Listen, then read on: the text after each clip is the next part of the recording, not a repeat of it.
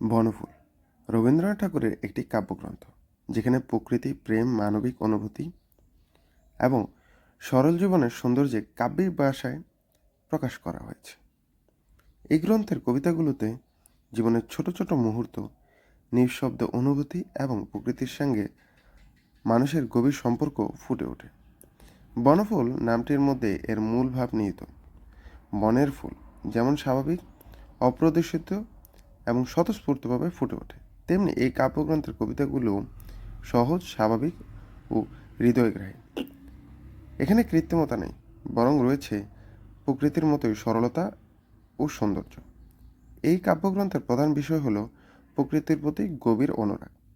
রবীন্দ্রনাথ প্রকৃতিকে শুধু বাহ্যিক দৃশ্য হিসেবে দেখেননি, তিনি প্রকৃতির মধ্যে জীবনের ছন্দ, সৌন্দর্য, আধ্যাত্মিকতা খুঁজে পেয়েছেন।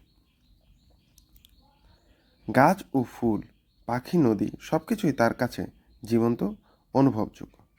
প্রকৃতির সঙ্গে মানুষের সম্পর্ক এখানে অত্যন্ত আন্তরিক ও গভীরভাবে উপস্থিতি হয়েছে। এছাড়াও এই গ্রন্থে প্রেম, মানবিক অনুভূতি একটি গুরুত্বপূর্ণ দিক। প্রেম এখানে কেবল রোমান্টিক অনুভূতি নয়, বরং এটি মানুষের অন্তরে এক গভীর অভিজ্ঞতা, যা প্রকৃতির জীবনে দেখা দিয়েছে। কবিতাগুলোকে ভালোবাসা, আকুলতা, আনন্দ ও বেদনার সঙ্গে সূক্ষ্মভাবে দেখা যায়। বনফুলের আরেকটি গুরুত্বপূর্ণ বৈশিষ্ট্য হলো সরলতা ও সংযম। ভাষা সহজ হলেও ভাব গভীর। রবীন্দ্রনাথের জটিল শব্দ অলঙ্কারের পরিবর্তে স্বাভাবিক ও স্পষ্ট ভাষার মতো অনুভূতি প্রকাশ করেছেন। এর ফলে কবিতাগুলোতে পাঠকের কাছে সহজেই গ্রহণযোগ্য হয়ে ওঠে।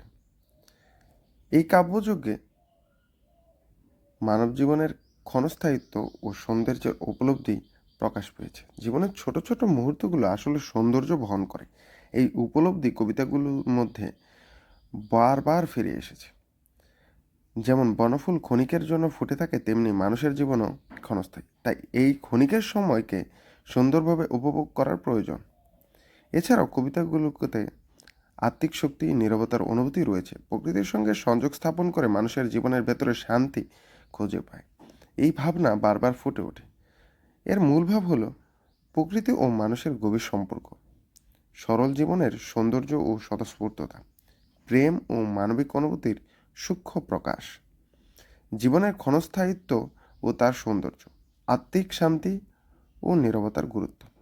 সংক্ষেপে বলতে গেলে বনফুল একটি হৃদয়স্পর্শী কাব্যগ্রন্থ, যেখানে রবীন্দ্রনাথ ঠাকুর সহজ, স্বাভাবিক ভাষায় জীবনের গভীর সত্য ও সৌন্দর্যকে প্রকাশ করেছেন।